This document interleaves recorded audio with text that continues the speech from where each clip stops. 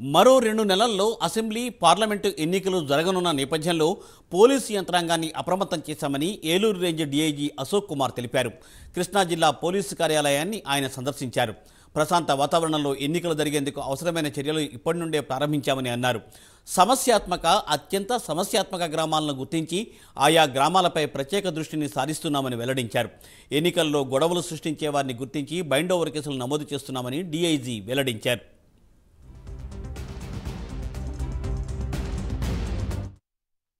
ఏప్రిల్లో మనకి assembly elections, తర్వాత పార్లమెంట్ ఎలక్షన్స్ జరగబోతున్నాయి. దానికి ఇప్పటి నుంచే ప్రిపరేషన్ అంతా జరుగుతూ ఉంది.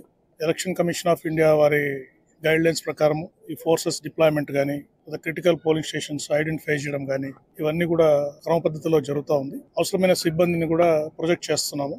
సో మాకు పోలీస్ హెడ్ క్వార్టర్స్ నుంచి సెంట్రల్ పోలీస్ ఫోర్సెస్ కానీ, స్టేట్ ఆర్మ్డ్ పోలీసెస్ కానీ సఫిషియెంట్ గా బందోబస్తు ఇవ్వడం జరుగుతుందని వారు చెప్పారు. సో మీన్ వైల్ లోకల్ గా పోలీస్ ఆఫీసర్స్ సెన్సిటివ్ గ్రామాల్లో ఎక్కడైనా క్యాస్ట్ కాన్ఫ్లిక్ట్స్, తర్వాత పొలిటికల్ గా టెన్షన్ ఉన్న విలేజ్ పర్యటించడం, అక్కడ పోలింగ్ బూత్స్ విజిట్ చేయడం, అక్కడ పొలిటికల్ గ్రూప్స్ తో మాట్లాడడం, తర్వాత ఎవరైతే పోలింగ్ ని డిస్టర్బ్ చేస్తారని అనుమానం ఉందో అటువంటి వ్యక్తుల్ని బౌండ్ ఓవర్ చేయడము, ఈ కార్యక్రమాలన్నీ రెగ్యులర్ గా జరుగుతూ ఉన్నాయి. సో ఇంకా నోటిఫికేషన్ వచ్చిన తర్వాత, క్యాండిడేట్స్ ఫైనలైజ్ అయిన తర్వాత కూడా ఇంకా మనకి కొత్త డెవలప్మెంట్స్, సమస్యలు వచ్చే అవకాశం ఉంది. సో వాటన్నింటిని దృష్టిలో పెట్టుకుని మేము ఇప్పటి నుంచే ఒక ప్రణాళికబద్ధంగా ముందుకెళ్లి ఎటువంటి పరిస్థితుల్లో ఎలక్షన్స్ అన్ని కూడా ప్రశాంతంగా జరగడానికి మేము ప్రయత్నం చేస్తాం.